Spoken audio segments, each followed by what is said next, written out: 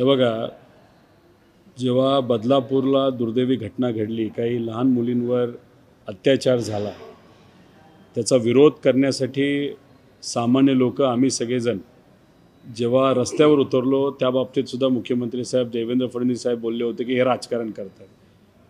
छत्रपती शिवाजी महाराजांचा जे काही स्मारक होतं, महाराजांच्या समोर आपण सर्व नतमस्तक होतं आणि मग तिथे ते स्मारक बनवत असताना त्याच्यामध्ये जर भ्रष्टाचार झाला असेल त्याचा विरोध तर आम्ही करणार. आम्ही राजकारण कुठं करतो? तर आता त्यांचेच काही मोठे नेते आणि गावगुंड तिथे येऊन जर तमाशा करत असतील तर आम्ही कसे शांत बसणार आहे?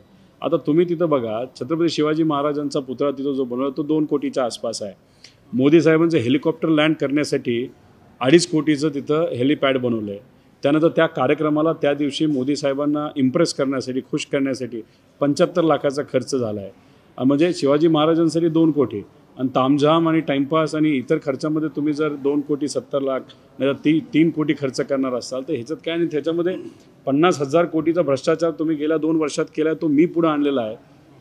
आता तुम्ही तर तुमची लेवल इतक्या लो लेवलला गेले की छत्रपती शिवाजी महाराजांच्या स्मारकामध्ये सुद्धा तुम्ही पैसे काढताय. आणि याच्यातच आता अजितदादा आणि त्यांचा पक्ष जे काही आंदोलन तिथं करत आहेत, मला त्यांना एवढंच सांगायचं आहे, कदाचित मला असं वाटतं की दिल्लीवरनं एक फरमान आलं असावं की आता आपलं कुठलंच गणित बसेना, महायुतीला कुठेच आकडे मिळेना, तर मग आपण थर्ड फ्रंट काढू. अजितदादा आणि त्यांचा पक्ष त्याचा पुढाकार घेईल, त्यांना मनसे जोडले जातील, अजून इतर पक्ष जोडले जातील आणि या थर्ड फ्रंट हे जे करतायत, जे दिल्लीवरनं आदेश आला आहे, असं वाटतं की त्यांचं काम असणार आहे पवार साहेबांचा पक्ष, उद्धव ठाकरे साहेबांचा पक्ष आणि काँग्रेस यांची फक्त मतं खायची. निवडून नाही आलं तरी चालेल, पण फक्त मतं खाण्यासाठी आता हे थर्ड फ्रंट कदाचित निर्माण करते आणि त्याची सुरुवात आज आंदोलनापासून सुरू झालेली आहे. म्हणजे हे आंदोलन करतायत आणि तिथं कोर्टाकडनं मुश्रीफ साहेबांची जी कंपनी आहे त्याच्यामध्ये 200 कोटीचा भ्रष्टाचार झाला असं कोर्टच तिथं सांगते ब्रिस्क इंडियामध्ये. म्हणजे तुमचे लोक पैसा खाण्यामध्ये एकत्र आणि इथं राजकीय पोळी भाजण्यासाठी तुम्ही वेगळी भूमिका घेत असाल तर कदाचित मग थर्ड फ्रंटची सुरुवात आता सुरू झाली असं महाराष्ट्रामध्ये बोलावं लागेल. दावा आहे तुमचा थर्ड फ्रंटची सुरुवात झाली? बघा आता हळूहळू चर्चा कशा होतील त्याच्यामध्ये. उद्या जाऊन ते अजून काहीतरी बोलतील, मग BJPच्या काही प्रमाणात विरोधात भूमिका तिथं घेतील आणि हळूहळू मग आम्हाला एवढीच सीट पाहिजे, आम्हाला 100च पाहिजे, मग तिथं BJP म्हणणार नाही 20च देतो आणि त्यात ते वेगळे जातील आणि काही अजून 2-3 पक्ष एकत्रित येऊन एक वेगळ्या प्रकारचं समीकरण फक्त मतं खाण्यासाठी, म्हणजे सुपारीबाज पक्षांची एक असोसिएशन नाहीतर एक संघटना तिथं होईल आणि ते फ्रंट हे फक्त मतं खाण्यासाठी उभे राहतील असा अंदाज आता चर्चेत यायला लागलेला आहे. जाहीर माफी एकमेव नेते अजितदादांनीच मागितलेली आहे व्यासपीठावर या प्रकरणासंदर्भात. जर कुणी अशा प्रकारची माफी मागत असेल तर चांगलीच गोष्ट आहे, पण कुठलाही प्रोजेक्ट करत असताना म्हणजे आम्ही ॲम्ब्युलन्सचा घोटाळा जेव्हा बाहेर काढला, गरिबाचीच ॲम्ब्युलन्स होती ना 6,000 कोटी, त्या बाबतीत तुम्हाला जाहीर माफी मागता येत नाही. ते जे बदलापूरला झालं तिथं अन्याय झाला त्या लहान मुलींवर आणि असे प्रत्येक दिवशी तिथं बलात्कार नाहीतर एक चुकीच्या घटना महिलांच्या बाबतीत तिथं तुम्हाला माफी मागता येत नाही. त्याच्याचबरोबर तेव्हा तुमचे भाजप म्हणजे मित्रपक्ष हे थोर व्यक्तींच्या विरोधात बोलतात तेव्हा तुम्ही तिथं काही बोलत नाही. जेव्हा MSRDC, MSIDC, MIDC याच्यामध्ये जो भ्रष्टाचार होतो तेव्हा तुम्हाला तिथं माफी मागता येत नाही. जे प्रोजेक्ट आपले असतात ते गुजरातला घेऊन जातात तेव्हा माफी मागता येत नाही. आणि आत्ताच जर तुम्ही माफी मागत तर स्वागत करतो आम्ही नागरिक म्हणून, पार्टी म्हणून नाही, नागरिक म्हणून स्वागत करत असताना मग हिंमत असेल तर ज्या काही चुका या महायुतीने केल्यात तर ओपन उघडं तिथं अजितदादांनी त्या बाबतीतल्या सभा घ्याव्या. तिसरी आघाडी तुम्ही म्हणताय थर्ड फ्रंट, त्याचा चेहरा अजित पवार असणार आहे का? आणि आताची जी आंदोलनाची सुरुवात आहे ती त्याचीच पायाभरणी नक्कीच आहे असं वाटतं. हळूहळू तुम्ही जर बघितलं तर ते बघा, आता ते गुलाबी यात्रा त्यांनी काढलेली आहे, ती वेगळीच यात्रा आहे. मुख्यमंत्री म्हणतात मुख्यमंत्री लाडली बहीण योजना, अजितदादा म्हणतात माझी लाडकी बहीण योजना, आणि त्याच्यावर दादा जी यात्रा काढलेली आहे तिथंच कुठंतरी आता वाटायला लागलं. त्याच यात्रेमध्ये दादांनी ही भूमिका तिथे घेतली.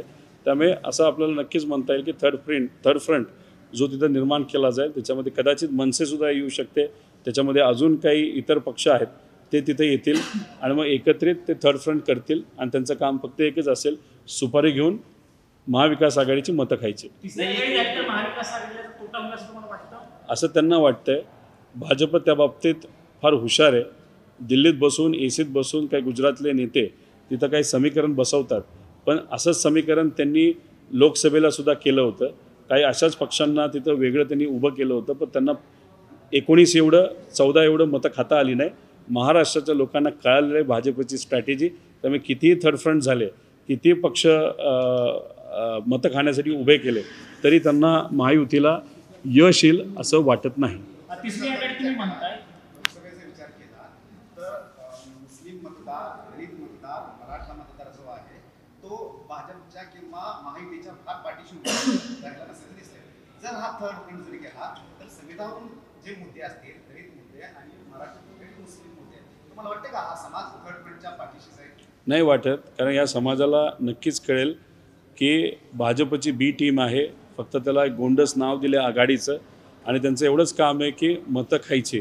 म्हणजे जो पक्ष निवडून येण्यासाठीच उभा राहत नसेल, पक्ष फक्त मतं खाण्यासाठी उभा राहत असेल, याला लोक कसं पाठिंबा देतील? आणि एक सांगतो की याच्यामध्ये जे छोटे घटक आहेत लोकसंख्येप्रमाणे, त्यांनीसुद्धा महाविकास आघाडीला पाठिंबा दिलाच होता. आणि त्याच्याचबरोबर मराठा समाज असेल, ओबीसी समाज असेल, यांनासुद्धा कळालं होतं लोकसभेला की भाजप फक्त आपला वापर तिथं करून घेत आहे. त्यामुळे असं म्हणता येणार नाही की ठराविकच समाज आले.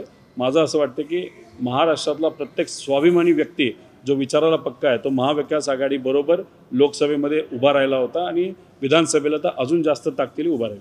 तुम्ही म्हणताय अजित पवार आणि मनसे दोन पक्षांची तुम्ही नावं घेतली, तिसऱ्या फ्रंटमध्ये आणखी कोणते कोणते पक्ष असतील असं तुम्हाला वाटतं? कारण तिसऱ्या आघाडीत फक्त दोन पक्ष तर होऊ शकत नाही. नाही, उद्या जाऊन आता आपल्याला दुसऱ्या पक्षाची भूमिका तिथं बघावी लागेल. त्याच्यामध्ये आदरणीय प्रकाश आंबेडकर साहेबांची भूमिका आपल्याला बघावी लागेल, ते काय करतात.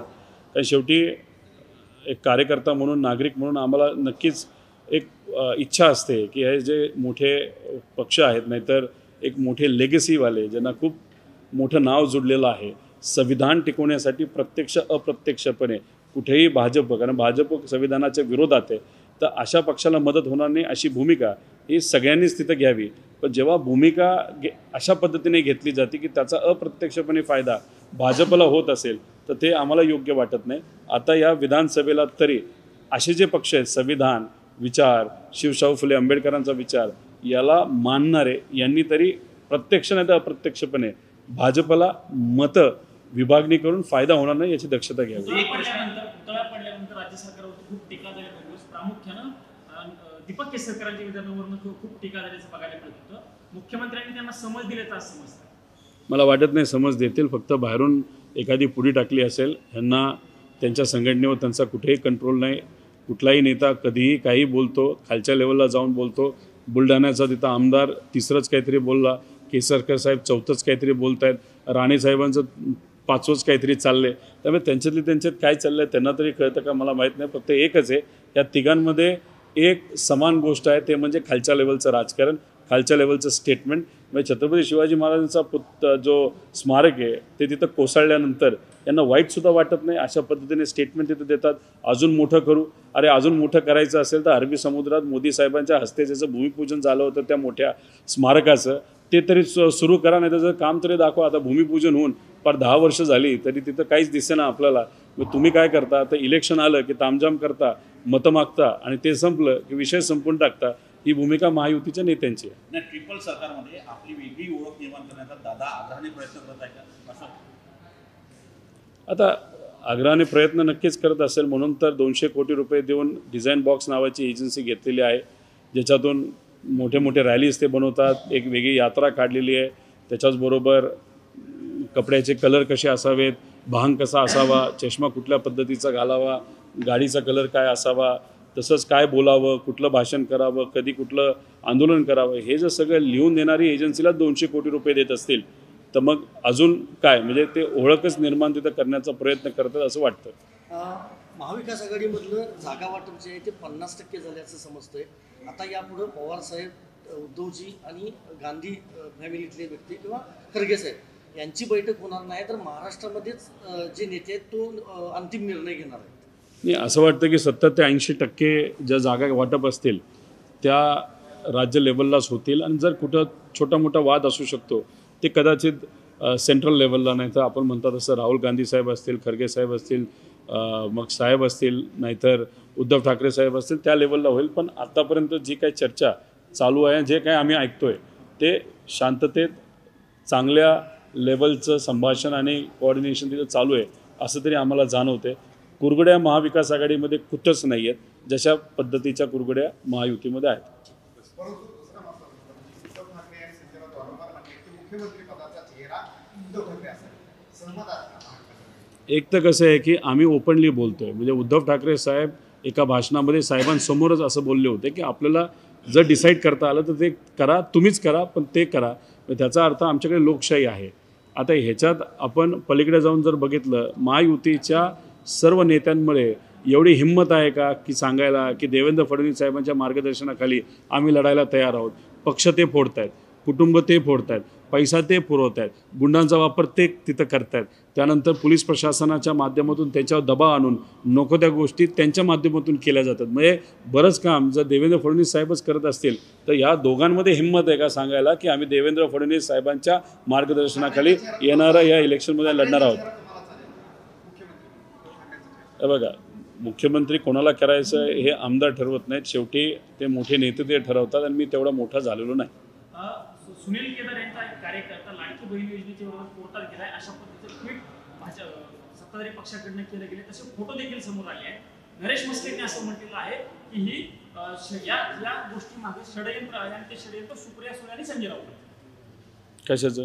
लाडकी बहीण योजनेचा विरोधात जो कार्यकर्ता कोर्टात गेलेला आहे तो सुनील केदारचा कार्यकर्ता आहे आणि तो कार्यकर्ता त्याचा विरोध करण्याचं काम सुप्रिया सुळे आणि संजय राऊत करतात. नाही, मस्केंनी ट्रम्पचं नाव नाही घेतलं, बायडनचं घेतलं का, बराक ओबामा एवढंच राहिलं होतं.